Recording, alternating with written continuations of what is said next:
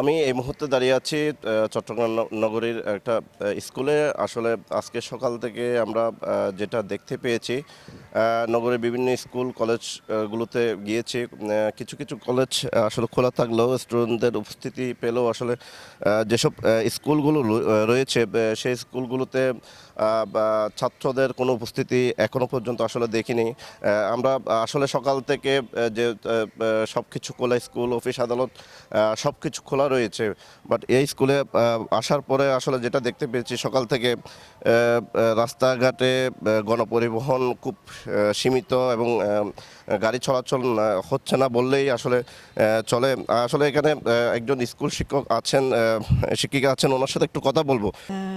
আজকে তো আমি কালকের মহামান্য রাষ্ট্রপতির নির্দেশ অনুযায়ী আমরা কালকের মানে ইয়েতে সাইডে দেওয়া হয়েছিল নোটিশ স্কুল খোলাতে। হয়তো ছেলেমেয়েরা মানে হয়তো অস্বাভাবিক ইয়ের জন্য, পরিস্থিতির জন্য হয়তো মানে ভয়ে হয়তো আসেনি।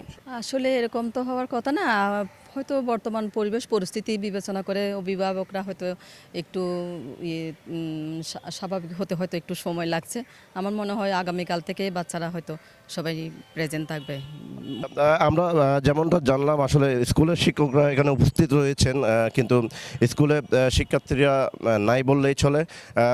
যেটা ওনারা আমাদেরকে জানিয়েছেন, আসলে যারা স্টুডেন্ট আছে তাদেরকে খুদে বার্তা পাঠানো হয়েছে সামগ্রিক বিষয় নিয়ে যে অস্থিতির পরিস্থিতি ছিল, সে কারণে আসলে গার্ডিয়ানরা তাদের ছাত্রদেরকে মানে ছেলে মেয়েদেরকে স্কুলে পাঠাতে আসলে একটা শঙ্কার মধ্যে আছে। এবং সারা চট্টগ্রামে এখনও পর্যন্ত আসলে সকালবেলা থমথমে পরিস্থিতি বিরাজমান রয়েছে। এই ছিল চট্টগ্রাম থেকে আমার কাছে সর্বশেষ।